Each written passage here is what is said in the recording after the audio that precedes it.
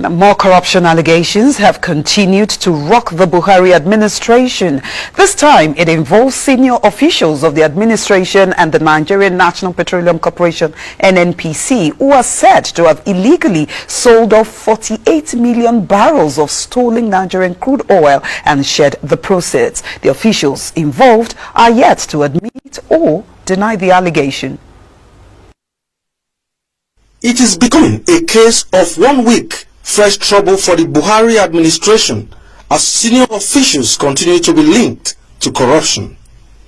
The latest may be the biggest hits yet uncovered in the highly opaque dealings in the country's petroleum industry, if the claims made by a whistleblower is substantially verified.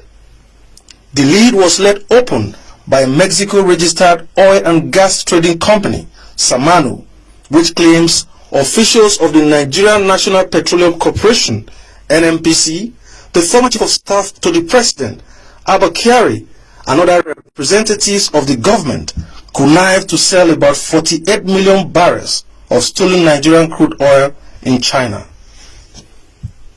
A letter addressed to the group managing director of the Nigerian National Petroleum Corporation (NNPC) through a law firm, Lord's Temple, the whistleblower points accusing fingers at the NNPC Group Managing Director, Mele Kyari, and the President-led Chief of Staff, Abba Kyari.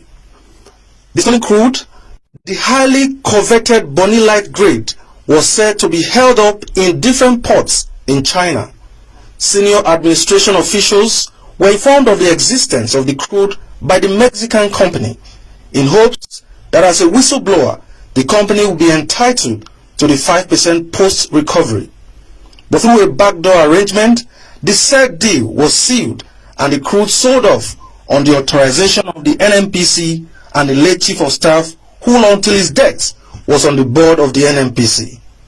The money involved, about $2.5 billion, based on the average price of Bonny Light crude as at the period of sale in 2015. A US-based journalist, Jackson Ode, led the expose. This is a letter from the DSS. This letter clearly shows that there was oil theft moved to China, and also indicates that they were willing to assist the company in the whole matter. This is a letter from Mele Kyari, which is an NNPC email address, promising to help the company solve the issue. This is part of the letter also. This is also a letter from Samano, to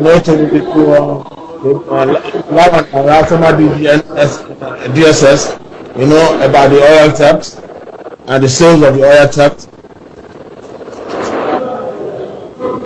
This is another letter from Samano to the former chief of staff. You can see right there, the stamp of the former chief of staff. It's meeting him of the oil theft. This was written in 2015. This is part of the letter too. This is also another letter from NNPC on the crude. These are pictures. This is a picture at the Hilton Hotel.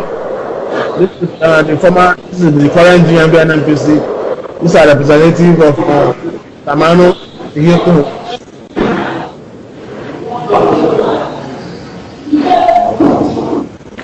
This is a picture of Samano guy and General Umar Muhammad retired in his house. It is not clear whether the $2.5 billion proceeds of the sale was remitted to government coffers. Stolen crude. If you remember, in 2015, Buhari was frequently speaking about stolen crude. Stolen crude.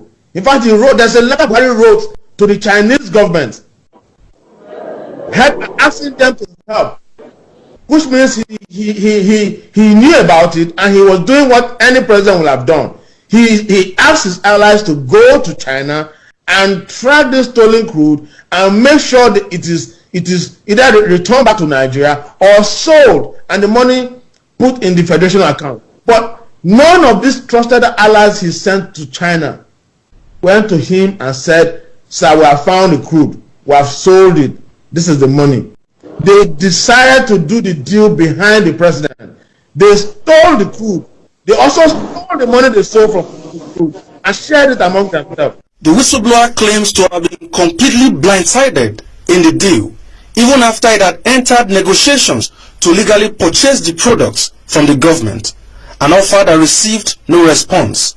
Instead, the whistleblower says his attempt to seek redress resulted in different forms of harassment, threat to life, and other forms of persecution, which led the company to institute legal proceedings against the officials.